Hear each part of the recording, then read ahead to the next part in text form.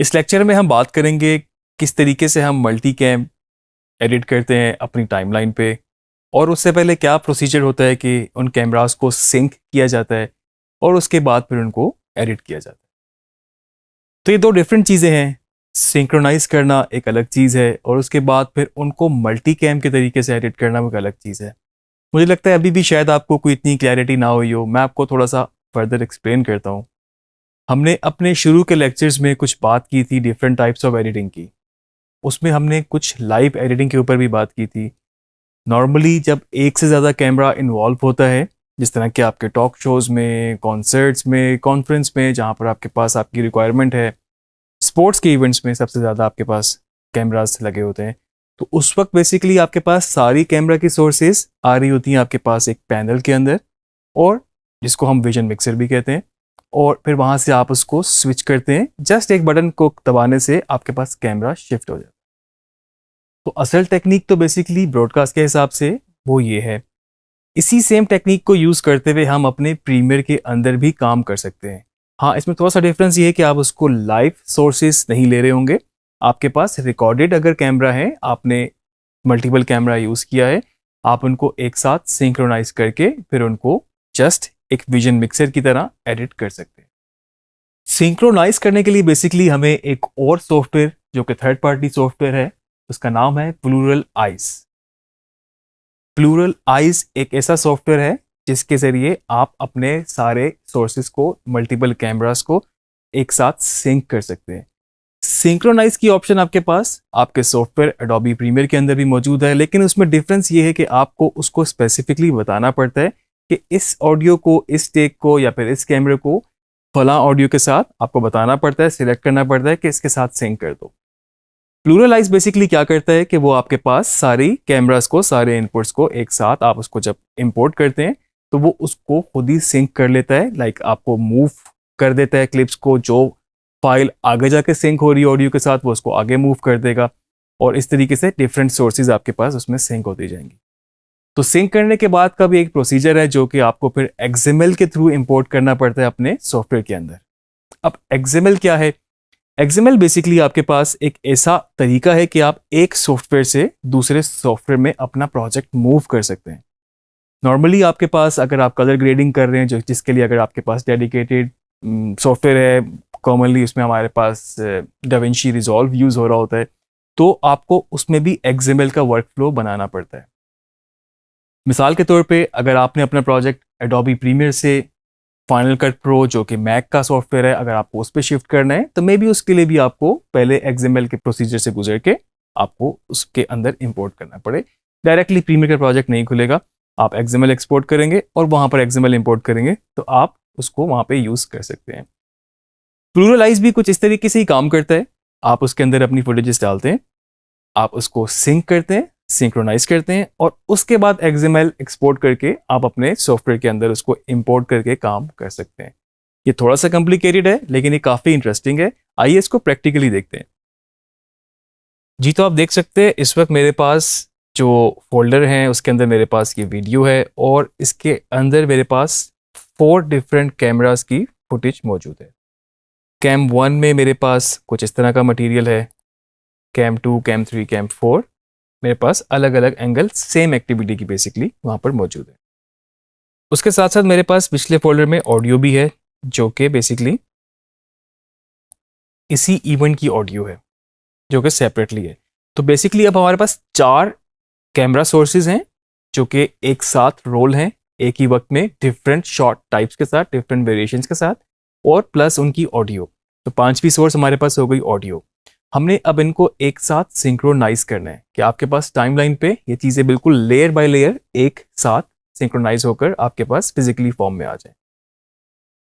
तो जैसे कि मैंने आपको बताया, प्लूरल आइज हमारा सॉफ्टवेयर है जो ये सिंक्रोनाइज के लिए हम लोग यूज़ करते हैं। ये थर्ड पार्टी सॉफ्टवेयर है, आपको इसकी वेबसाइट पर जाके आप इसको डाउनलोड कर सकते हैं। मैं यहाँ से स्टार्ट मेन्यू में जाके प्लूरल आइज को खोलता हूँ। इसका वर्जन 4 है इस वक्त। ये एंटर किया मैंने तो आपके पास एक इस तरह की विंडो खुल गई, और जिसके अंदर इस वक्त आपको ऑप्शन आ रही है ड्रॉप मीडिया।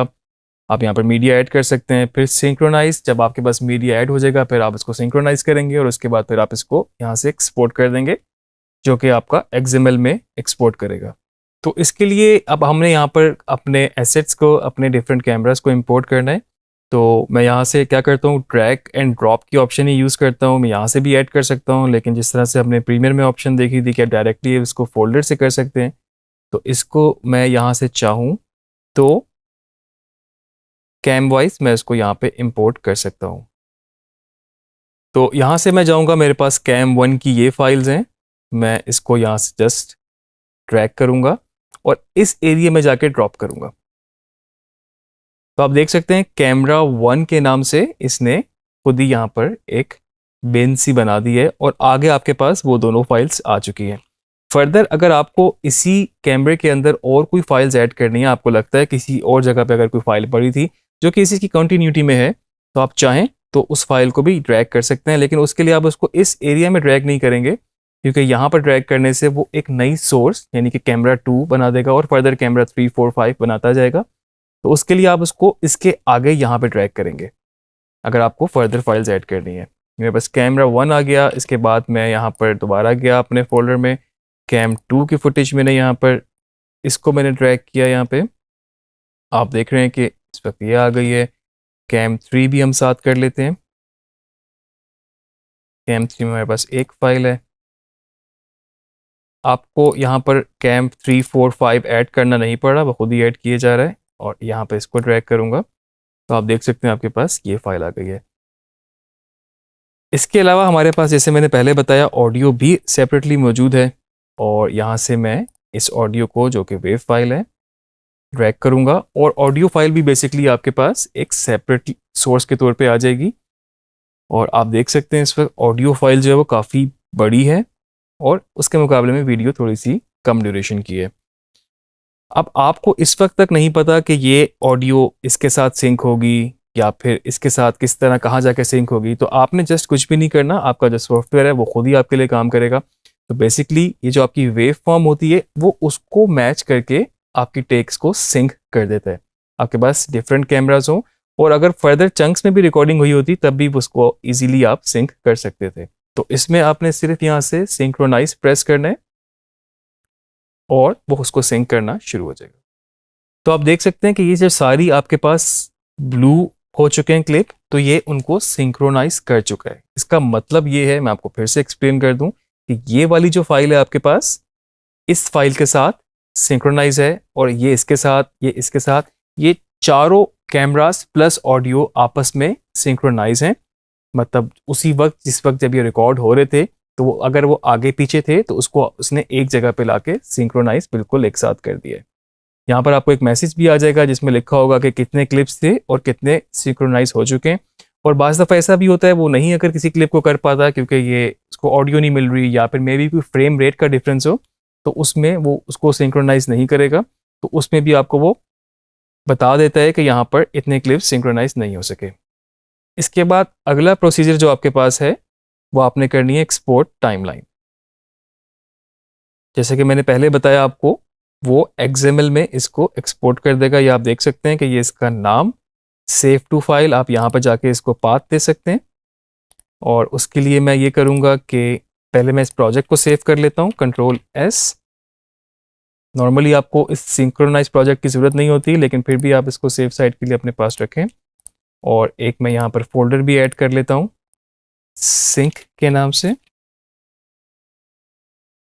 और आप यहाँ पे चाहें तो इसका नाम प्रोजेक्ट का सिंक के नाम से मैंने दे दिया है और आप इसको सेव कर सकते हैं। जब आप इसके एक्सपोर्ट टाइमलाइन में जाएंगे, आपसे ये पूछ रहा है कहाँ पर इसने आपको पाथ दे रहा है, आप इसको यहाँ से चेंज कर सकते हैं। आपने जहाँ पर अपना एसेट सेव किए थे, जहाँ पर आपका प्रोजेक्ट था मल्टीकैम एडिटिंग सिंक, और इसको आप ओपन करेंगे, यहाँ पर जाके आप इसको सेव कर लें। तो एक्सपोर्ट में जाके आपके पास यहाँ पर प्रीमियर प्रो के लिए ये इसको एक्सपोर्ट कर रहे हैं, .xml इसका फॉर्मेट है, और यहाँ से हम इसको एक्सपोर्ट पे क्लिक करेंगे तो इस वक्त ये वहाँ पर इसको एक्सपोर्ट कर चुका है। अब आपके पास प्लूरल आइज में सिंक्रोनाइज होके बेसिकली XML एक्सपोर्ट हो चुका है।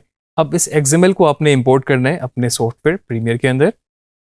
हम यहाँ से प्रीमियर में जाते हैं और इंपोर्ट करने के लिए मल्टीपल तरीके जो हैं, किसी भी तरीके में इसको ऑप्ट करते हुए हमें पता होना चाहिए हमने कहाँ प्रोजेक्ट बनाया, कहाँ पे उसको सेव किया, ताकि हम उसको इजीली इंपोर्ट कर सकें। सिंक के अंदर मेरे पास ये एक ऑप्शन आ रही है और यहाँ पर आपको वो टाइप भी शो कर रहा है कि ये XML डॉक्यूमेंट फाइल है। मैं इसको यहाँ पर ओपन करूँगा तो आप देख सकते हैं कि उसने उन कैमरास को साथ में इंपोर्ट कर दिया जो कि आपके पास आपके सॉफ्टवेयर में थे, और साथ में उसने आपको एक सिंक सीक्वेंस के नाम से एक टाइमलाइन भी दे दी। इसके लिए आपको ज़रूरी नहीं है कि आपने उन्हीं फाइल्स को इंपोर्ट भी करना हो, क्योंकि प्लूरल आइस के थ्रू ही आपकी फाइल्स इंपोर्ट हो चुकी हैं और प्रॉपर उस तरह से सब फोल्डर्स के अंदर, ऑडियो के अंदर ऑडियो है, कैम 1 के अंदर कैम 1 का एसेट्स हैं, और इस तरह से बाकी कैमरास में उनके अपने क्लिप्स मौजूद हैं। मैं सिंक सीक्वेंस को खोलूंगा तो आप देख सकते हैं कि आपके पास 1 2 3 4 आपके पास जो 4 कैमरास थे और फर्दर उनकी ऑडियो भी टाइमलाइन पर आ चुकी है।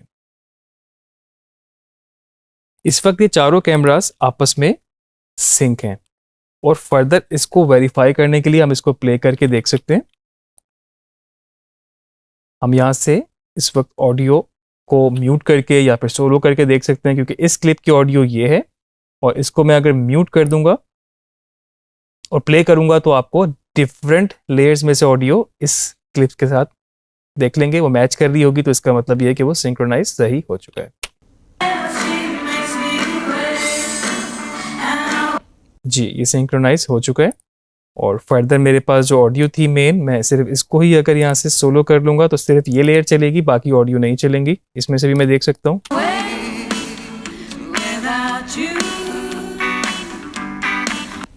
और इस वक्त आप देख रहे हैं कि टाइमलाइन पे ऑडियो सिर्फ वो जो सोलो लेयर थी वो हो रही है। मैं इस क्लिप को डिसेबल करता हूँ, मैं बाकी टेक्स को देखता हूँ प्ले करके। इसको डिसेबल करूँगा, नीचे वाली लेयर को देखता हूँ। तो ये सारी लेयर्स आपस में सिंक्रोनाइज हो चुकी हैं। इनको दोबारा से हम इनेबल कर देंगे। तो ये बेसिकली आपके पास जो तरीका है ये सिंक्रोनाइज का बेहतरीन तरीका है। अगर आपके पास ज़्यादा कैमरास या ज़्यादा आपके पास सोर्सेज हैं, ऑडियो भी वीडियो भी दोनों को एक साथ सिंक कर सकता है। मैं आपको दोबारा से रिमाइंड करा दूं कि इसके लिए बहुत ज़रूरी है कि अगर आप दूसरा कैमरा जो कि आप रिकॉर्ड करेंगे तो उसमें आपकी सोर्स ऑडियो होना बहुत ज़रूरी है। उसके बगैर सॉफ्टवेयर सिंक नहीं करेगा। मतलब ऐसा पॉसिबल नहीं है कि फिजिकली आपके जो एसेट्स हैं, जो आपकी लेयर हैं, उसमें ऑडियो मौजूद ही ना हो। बेशक आपने वो यूज़ नहीं भी करनी हो, आप रिकॉर्डिंग के वक्त, प्रोडक्शन के वक्त उसमें ऑडियो ज़रूर रखेंगे जस्ट रेफरेंस के लिए, ताकि वो उसको आपका सॉफ्टवेयर सिंक कर सके। और उसके बाद आप पोस्ट में जिस तरह से भी मर्जी उसको म्यूट करना चाहें, उसको डिलीट करना चाहें, आप उसको ईजीली कर सकते हैं। ये अभी तक का जो हमारा प्रोसीजर था, हमने डिफरेंट कैमरास को इंपोर्ट किया अपने सॉफ्टवेयर प्लूरल आइस के अंदर, वहाँ से हमने उसको सिंक्रोनाइज किया। सिंक्रोनाइज के बाद हमने फिर इसको एक्सपोर्ट किया XML, और XML को फिर हमने अपने एडोबी प्रीमियर के अंदर इंपोर्ट किया। नेक्स्ट लेक्चर में हम बात करेंगे किस तरीके से हम इन लेयर्स को, डिफरेंट सोर्सेज को, डिफरेंट कैमरास को मल्टी कैम एडिटिंग के थ्रू किस तरह एडिट कर सकते हैं।